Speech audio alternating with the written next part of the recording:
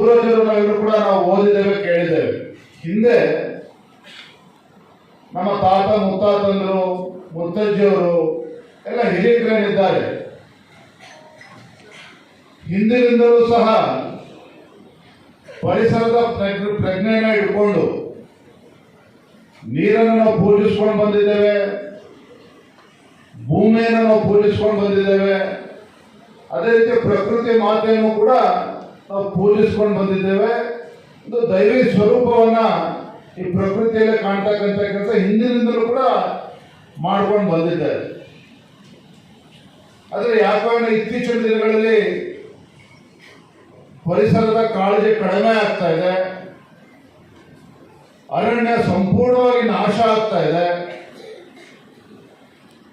ಇವತ್ತಿಡೀ ಜಗತ್ತಿನಲ್ಲಿ ಎಲ್ಲೇ ಹೋದ್ರೂ ಕೂಡ ಜಾಗತಿಕ ತಾಪಮಾನದ ಬಗ್ಗೆ ಹೆಚ್ಚೆಚ್ಚು ಚರ್ಚೆ ಆಗ್ತಾ ಇದೆ, ಗ್ಲೋಬಲ್ ವಾರ್ಮಿಂಗ್ ಬಗ್ಗೆ ಹೆಚ್ಚೆಚ್ಚು ಚರ್ಚೆ ಆಗ್ತಾ ಇದೆ. ಪ್ರಕೃತಿ ವಿಕೋಪಕ್ಕೆ ಹೋಗ್ತಾ ಇರ್ತಕ್ಕಂಥದ್ದು ಕೂಡ ಇವತ್ತು ನಾವು ಕಣ್ಣಾರೆ ನೀವುಗಳು ಕೂಡ ನಾವೆಲ್ಲರೂ ಕೂಡ ನೋಡ್ತಾ ಇದ್ದೇವೆ.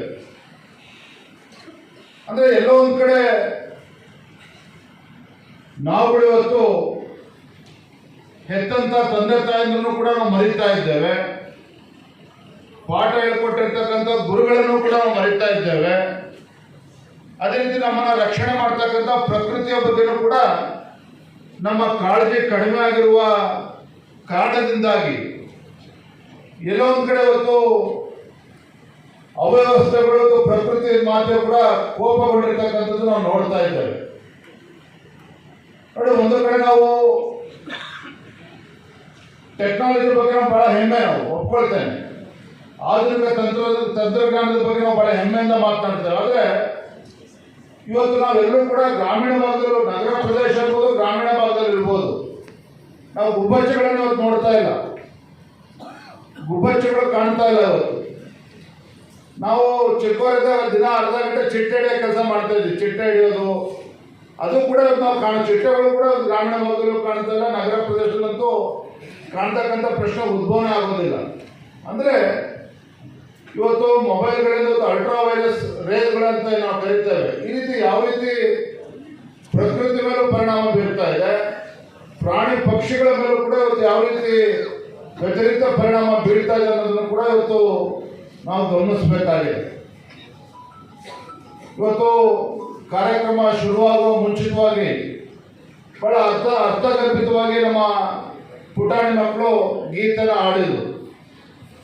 ನಾವು ಮಕ್ಕಳು ಮುಂದಿನ ಪ್ರಜೆಗಳು, ನಿರ್ಮಲ ಗಾಳಿ ನೀರು ಬೇಕು, ಇಷ್ಟಾದರೂ ನಮ್ಗೆ ಉಳಿಸಿ ಅನ್ನುವ ಹಾಡನ್ನ ಹಾಡಿದರು. ಅಂದ್ರೆ ಇವತ್ತು ನಿಜವಾಗ್ಲೂ ಕೂಡ ಏನು ಮುಂದೆ ಇರ್ತಕ್ಕಂಥ ನಮ್ಮ ಮಕ್ಕಳು, ಈ ದೇಶದ ಮುಂದಿನ ಭವಿಷ್ಯ, ಇವತ್ತು ಪ್ರಕೃತಿಯನ್ನು ಉಳಿಸೋದ್ರ ಮುಖೇನ ಈ ಮುಂದಿನ ಪೀಳಿಗೆ, ಮುಂದಿನ ಭವಿಷ್ಯಕ್ಕೂ ಕೂಡ ಭವಿಷ್ಯದ ದೃಷ್ಟಿಯಿಂದ ಇವತ್ತು ಪ್ರಕೃತಿಯನ್ನು ಉಳಿಸಿ ಬೆಳೆಸಿ, ಗಿಡ ಮರಗಳನ್ನು ಉಳಿಸಿ ಬೆಳೆಸ್ತಕ್ಕಂಥ ಕೆಲಸವನ್ನು ನಾವು ಮಾಡಬೇಕಾಗಿದೆ. ಈ ಒಂದು ಸದುದ್ದೇಶ ಇಟ್ಕೊಂಡು ನಮ್ಮ ಪ್ರಧಾನಮಂತ್ರಿ ನರೇಂದ್ರ ಮೋದಿಜಿಯವರು ನೋಡ್ತಾ ಇದ್ದೀರಿ, ಒಬ್ಬ ದೇಶದ ಪ್ರಧಾನಮಂತ್ರಿ ನರೇಂದ್ರ ಮೋದಿಜಿ ಅವರು ಕೂಡ ಮಾತನ್ನು ಹೇಳ್ತಾ ಇರ್ತಾರೆ, ನಾನು ದೇಶದ ಪ್ರಧಾನಮಂತ್ರಿ ಅಲ್ಲ, ನಾನು ದೇಶದ ಜನಸೇವಕ ಅನ್ನುವ ಮಾತನ್ನ ಸನ್ಮಾನ್ಯ ನರೇಂದ್ರ ಮೋದಿಜಿಯವರು ಪ್ರಧಾನಮಂತ್ರಿಯವರು ಹೇಳ್ತಾ ಇರ್ತಾರೆ.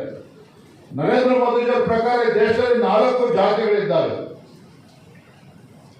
ಒಂದು ಬಡವರು, ರೈತರು, ಮಹಿಳೆಯರು ಮತ್ತು ಯುವಕರು. ಈ 4 ಜಾತಿಗಳು ಮಾತ್ರ ಈ ಜಗತ್ತಲ್ಲಿ ಇದೆ ಅನ್ನುವ ಮಾತನ್ನ ಪ್ರಧಾನಮಂತ್ರಿಗಳು ಹೇಳ್ತಾ ಇರ್ತಾರೆ. ಇವತ್ತು ನಾನು ಇಷ್ಟೇ ಹೇಳ್ತೇನೆ, ಈ ಪರಿಸರ ದಿನಾಚರಣೆ ಇವತ್ತೇನೋ ನಾವು ಚಾಲನೆ ನೀಡಿದ್ದೇವೆ ಪರಮಪೂಜ್ಯ ಜಗದ್ಗುರುಗಳ ಒಂದು ದಿವ್ಯ ಸಾನ್ನಿಧ್ಯದಲ್ಲಿ. ಈ ಪರಿಸರ ದಿನಾಚರಣೆ ಕೇವಲ ಒಂದೇ ದಿನಕ್ಕೆ ಸೀಮಿತ ಆಗಬಾರದು. ನಿಮ್ಗನ್ನಿಸ್ಬೋದು, ನಾವೇನ್ ಮಾಡ್ಬೇಕು, ಮಕ್ಕಳೇನ್ ಮಾಡ್ಬೇಕು, ನಮ್ಮ ಇರ್ತಕ್ಕಂಥ ನಮ್ಮ ಮಕ್ಕಳು ಮುಂದಿನ ಭವಿಷ್ಯ ತಾವೇನಿದ್ದೀರಿ. ನಮ್ಮ ಮನೆಗಳಲ್ಲಿ ಇವತ್ತು ನಮ್ಮ ತಂದೆ ತಾಯಂದಿರು, ನಮ್ಮ ಅಣ್ಣ ತಮ್ಮಂದಿರು, ಅಕ್ಕ ತಂಗಿಯರಿಗೂ ಕೂಡ ತಿಳಿಸ್ಬೇಕು, ನಾವು ಪ್ಲಾಸ್ಟಿಕ್ ಅನ್ನ ಬಳಕೆ ಮಾಡಬಾರ್ದು. ಇದು ಬಹಳ ಪ್ರಮುಖವಾಗಿರ್ತಕ್ಕಂಥ ಅಂಶ. ಪ್ಲಾಸ್ಟಿಕ್ ಅನ್ನ ಸಂಪೂರ್ಣ ನಿಷೇಧ ಮಾಡಬೇಕು. ನಮ್ಮ ಮನೆಗಳಲ್ಲಿ ಇವತ್ತು ಪ್ಲಾಸ್ಟಿಕ್ ಅನ್ನ ಬಳಸಬಾರ್ದು. ಇವತ್ತೇ ನೀವು ವಾಪಸ್ಸು ಮನೆಗೆ ಹೋದ್ರೆ ನಮ್ಮ ತಂದೆ ತಾಯಂದ್ರಿಗೆ ತರುವಂತ ಕೆಲಸ ಆಗ್ಬೇಕು. ಪ್ಲಾಸ್ಟಿಕ್ ಅನ್ನು ಸಂಪೂರ್ಣವಾಗಿ ನಿಷೇಧ ಮಾಡ್ತಕ್ಕಂಥದ್ದು, ನಾವೇನು ಇವತ್ತು ಗಿಡವನ್ನ ನೆಡ್ತಕ್ಕಂಥ ಕೆಲಸವನ್ನ ಮಾಡ್ತೇವೆ, ಅದರ ಒಂದು ನಿರ್ವಹಣೆ ಬೆಳೆಸ್ತಕ್ಕಂಥ ಜವಾಬ್ದಾರಿಯನ್ನು ಕೂಡ ನಾವು ಹೊತ್ಕೋಬೇಕಾಗ್ತದೆ. ದಿನನಿತ್ಯ ನೀರನ್ನು ಹಾಕ್ತಕ್ಕಂಥದ್ದು, ಸೂಕ್ತ ಸಮಯಕ್ಕೆ ಗೊಬ್ಬರವನ್ನು ಕೊಡ್ತಕ್ಕಂಥದ್ದು, ಇದನ್ನ ಮಾಡೋದ್ರ ಮುಖೇನ ನಾವು ಆ ಗಿಡವನ್ನ ಉಳಿಸಿ ಬೆಳೆಸೋದ್ರ ಮುಖೇನ ಆ ಪ್ರಕೃತಿ ಮಾತೆಗೆ ಒಂದು ಗೌರವನ ಕೊಡ್ತಕ್ಕಂಥ ಕೆಲಸವನ್ನು ಕೂಡ ನಾವು ಮಾಡಬೇಕು ಅನ್ನೋ ಮಾತನ್ನ ಈ ಸಂದರ್ಭ ಹೇಳ್ತಾ ಒಂದೇ ಒಂದು ಮಾತನ್ನ ಹೇಳಿ ನಾನು ಮಾತನ್ನು ಮುಗಿಸ್ಬೇಕು. ಬಳ್ಳಾರಿ ಜಿಲ್ಲೆಯಲ್ಲಿ ಒಂದು ಗ್ರಾಮ, ಅದೆಲ್ಲ ಗ್ರಾಮಸ್ಥರು ಕೂಡ ಒಟ್ಟಾಗಿ ಕುಳಿತು ಕಳೆದ ಜೂನ್ 5ನೇ ತಾರೀಕು ಒಂದು ಸವಾಲಾಗಿ ಸ್ವೀಕಾರ ಮಾಡಿ ಪ್ರತಿಯೊಬ್ಬರು ಇಡೀ ಗ್ರಾಮದಲ್ಲಿ ಅವರ ಮನೆ ಮುಂದೆ ಒಂದು ಗಿಡವನ್ನ ಸಸ್ಯನ ನೆಡ್ತಕ್ಕಂಥ ಕೆಲಸವನ್ನು ಕೂಡ ಮಾಡಿದ್ದಾರೆ. ಮತ್ತೆ ಊರ ಹೊರಗಡೆ ಹೋಗಿ ಇವತ್ತು ಸಸ್ಯಗಳನ್ನು ನೆಡ್ತಕ್ಕಂಥ ಕೆಲಸವನ್ನ ಮಾಡಿದ್ದಾರೆ. ಆ ಒಂದು ಒಳ್ಳೆ ಉದ್ದೇಶ ಸದುದ್ದೇಶ ಇಟ್ಕೊಂಡು ಇಡೀ ಗ್ರಾಮಸ್ಥರು ಸೇರಿ ಇದು ಗಿಡವನ್ನು ನೆಟ್ಟಿರ್ತಕ್ಕಂಥ ಉದಾಹರಣೆ ಕೂಡ ನಮ್ಮ ಕಣ್ಮುಂದಿದೆ. ಇದನ್ನೆಲ್ಲ ಕೂಡ ಅರ್ಥ ಮಾಡಿಕೊಂಡು ವಿಶೇಷವಾಗಿ ನಮ್ಮ ಶಾಲಾ ಮಕ್ಕಳು, ಯಾಕೆ ನೀವು ಹೇಳಿದ್ರೆ ಅಂತ ಹೇಳಿದ್ರೆ ನಿಮ್ಮ ತಂದೆ ತಾಯಿಗಳು ನಿಶ್ಚಿತವಾಗಿ ಕೇಳ್ತಾರೆ. ನಮ್ಮ ಗುರುಗಳು ಹೇಳಿದ್ದಾರೆ, ಪರಮ ಪೂಜ್ಯ ಸ್ವಾಮೀಜಿಗಳು ಹೇಳಿದ್ದಾರೆ, ಇಷ್ಟು ವಿಜೇಂದ್ರ ಅವರು ಕೂಡ ನಮ್ಮ ಶಾಲೆಗೆ ಬಂದಿದ್ದು ಹೇಳಿದ್ದಾರೆ. ನರೇಂದ್ರ ಮೋದಿಜಿಯವರು ಅವರ ಒಂದು ಆಶಯ ಏಕ್ ಪೇಡ್ ಮಾ ಕೆ ನಾಮ್ ಅಂದ್ರೆ ಒಂದು ತಾಯಿ ಹೆಸರಲ್ಲಿ ಒಂದು ಗಿಡವನ್ನು ನೆಡುವಂತ ಕೆಲಸ ನಾವು ಮಾಡಬೇಕು ಅಂತ ನಿಮ್ಮ ತಂದೆ ತಾಯಂದ್ರು ನಿಮ್ಮ ಮನೆ ಕುಟುಂಬಸ್ಥರು ಕೂಡ ಅದನ್ನ ತಿಳುವಳಿಕೆ ಹೇಳಿ ಇವತ್ತು ಈ ನಿಟ್ಟಿನಲ್ಲಿ ದಿನನಿತ್ಯ ನಾವು ಪರಿಸರ ಕಾಳಜಿಯನ್ನು ಇಟ್ಕೊಂಡು ಪರಿಸರ ನಮ್ಮ ಗಿಡಗಳನ್ನ ಉಳಿಸಿ ಬೆಳೆಸ್ತಕ್ಕಂಥ ಕೆಲಸನೂ ಕೂಡ ನಾವು ನೀವು ಎಲ್ಲರೂ ಸೇರಿ ಮಾಡೋಣ ಅನ್ನೋ ಮಾತನ್ನ ಸಂದರ್ಭ ಹೇಳ್ತಾ ತುಂಬಾ ಸಂತೋಷ ಆಗಿದೆ. ಒಂದು ವಿಶೇಷವಾಗಿರ್ತಕ್ಕಂಥ ದಿನ, ಒಂದು ಪವಿತ್ರ ಕಾರ್ಯಕ್ರಮದಲ್ಲಿ ಅನೇಕ ರಾಜಕೀಯ ವೇದಿಕೆಗಳು ಬೇರೆ ಬೇರೆ ಕಾರ್ಯಕ್ರಮಗಳು ಹೋಗ್ತಾನೆ ಇರ್ತವೆ.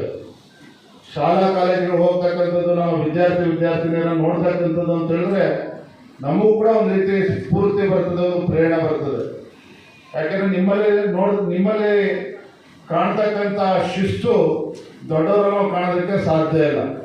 ಹಾಗಾಗಿ ನಮ್ಮಲ್ಲಿ ಏನಾದ್ರು ಶಿಸ್ತು ಕೊರತೆ ಇತ್ತು ಅಂದ್ರೆ, ಕಡಿಮೆ ಆಯಿತು ಅಂತ ಹೇಳಿದ್ರೆ ನಿಮ್ಮಂಥ ಮಕ್ಕಳನ್ನ ನೀವು ಶಿಸ್ತಿನಿಂದ ಇರ್ತಕ್ಕಂಥ ಮಕ್ಕಳನ್ನು ನೋಡಿದಾಗ ನಮಗೂ ಕೂಡ ಒಂದು ಸ್ಫೂರ್ತಿ, ಒಂದು ಪ್ರೇರಣೆ ಕೂಡ ಬರುತ್ತೆ ಅನ್ನೋ ಮಾತನ್ನ ಸಂದರ್ಭ ಹೇಳ್ತಾ ತಾವೆಲ್ಲರಿಗೂ ಸಹ ಒಳ್ಳೆಯದಾಗಲಿ, ನಿಮ್ಮೆಲ್ಲರ ಭವಿಷ್ಯ ಉಜ್ವಲವಾಗಿರಲಿ. ನಿಮ್ಮನ್ನು ಎತ್ತಿರ್ತಕ್ಕಂಥ ತಂದೆ ತಾಯಿಯಂದರು, ಪಾಠ ಹೇಳ್ಕೊಟ್ಟಿರ್ತಕ್ಕಂಥ ಗುರುಗಳು ಇವತ್ತು ನಿಮ್ಮನ್ನ ಮುಂದಿನ ದಿನಗಳು ಕೂಡ ಹೆಮ್ಮೆಯಿಂದ ನಿಮ್ಮನ್ನ ನೋಡಬೇಕು. ಆ ನಿಟ್ಟಿನಲ್ಲಿ ಜೀವನದಲ್ಲಿ ಎತ್ತರಕ್ಕೆ ಬೆಳೆದು ತಾವು ಸಮಾಜಕ್ಕೆ ಭಾರ ಆಗದ ರೀತಿಯಲ್ಲಿ ನಿಮ್ಮ ಭವಿಷ್ಯವನ್ನು ರೂಪಿಸ್ಕೊಳ್ಳಿ ಅನ್ನೋ ಮಾತನ್ನ ಈ ಸಂದರ್ಭದಲ್ಲಿ ಹೇಳ್ತಾ ಮತ್ತೊಮ್ಮೆ ತಾಯಿ ಚಾಮುಂಡೇಶ್ವರಿ ನಿಮ್ಮೆಲ್ಲರೂ ಕೂಡ ಒಳ್ಳೇದು ಮಾಡಲಿ ಅಂತ ಹಾರೈಸಿ ನನ್ನ ಮಾತಿಗೆ ವಿರಾಮಗಳನ್ನು ಹೇಳ್ತಾ ಇದ್ದೇನೆ. ಜೈ ಹಿಂದ್, ಜೈ ಭಾರತ್.